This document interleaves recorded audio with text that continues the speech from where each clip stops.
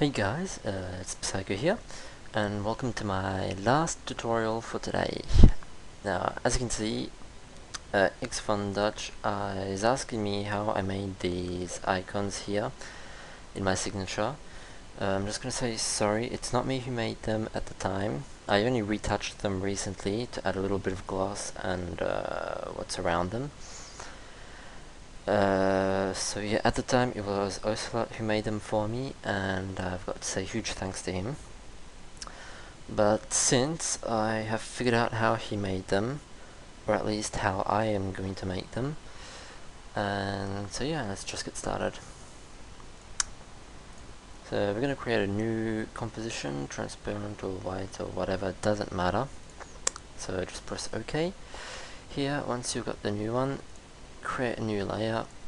This layer, what we're going to have to do is we're going to fill it with black or any other color that you want your icon to be. So that's it. Now that we have filled that with black, we're going to go into the selection tool, rectangle tool, and here we go. Now make sure that we are on paths, because if we use the first tool, it's going to make a new layer with a mask, and that's not really what we want. Once you've done that, depending on the form that you want to give to your icon, select the one that you're concerned with. I'm going to go with the rounded borders, rounded edges, and select whatever radius you want, that doesn't matter. Now to keep the aspect ratio, maintain shift and then click and drag. So there you go. Now that we've done that, all you have to do is right click, make selection, 0, 1, 0, 2, 0, 3. That doesn't matter, it only depends on you. I've got a preference for 0, 2 and 0, 3, so I'm just going to go for 0, 2 now, and that makes the selection. Once you've done that, go to inverse and press delete on your keyboard, and there you go. That's the basic idea for the icon. From there you can already use it if you don't want to add any effects or whatever, but we're just going to push it a notch above. So Control D to deselect everything. Now maintain control and click on your layer. As you can see, it selects the icon that we just created. Now we're going to have to go into we're going to make the gloss effect on it. So this time I'm not going to use a rectangular tool, I'm going to use the elliptical tool, which you can see here. So since we've already got this selected, what we're going to do is we're going to subtract half of it. So basically what you want to do that is by pressing on the Alt on your keyboard, you can see the little minus sign next to the cursor that appears, and we're just going to use that. Drag it, and that's not enough. A little bit higher. That actually looks okay.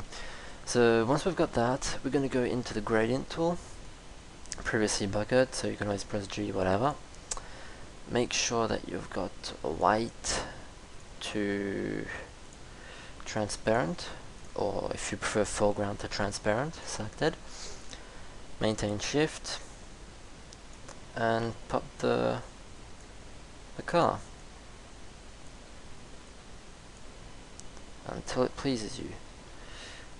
And I think that looks okay. Well, that's certainly going to be enough for the tutorial.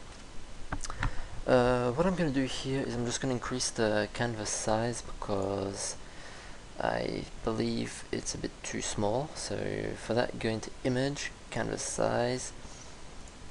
I always prefer in pixels, so I'm going to do 120 by 120. There you go. Once we've got that, it's all about retouching what we've already got. So here are a few little things that I like to add. It all depends on you. By the way, previously, if you didn't want to put the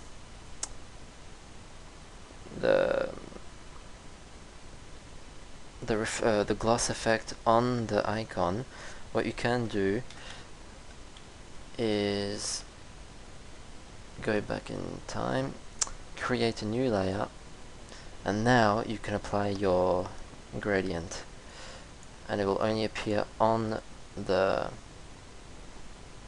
layer. So as you can see, it disappears. So now that we've got that, actually I'm just going to add a little one more. Yeah, that looks okay. I'm not going to be fussy about it. Now that we've got that, you can always add textures to this. You can also add lines. There's a good tool on the internet. It's Lines Generator. I'll probably add a link into the description. It allows you to add vertical, transversal, horizontal lines. You choose the dimensions and all, so it's a really cool tool. Feel free to customize the background of your icon as you wish. Now, here are just a few little things that I like to add. I like to add a stroke, 50%, 3 or 2 pixels, it's up to you to choose. When the icon is small, I'm working on 120 by 120, sorry for the hiccups. I prefer to go on to 2, and if it's a bit bigger I go on to 3 pixels. So add that, and what also is quite cute is Bevel and Emboss softened to 16. So you can see it adds a little bit of white around the edges and gives a little 3D look to it. So there you go. Nothing really complicated.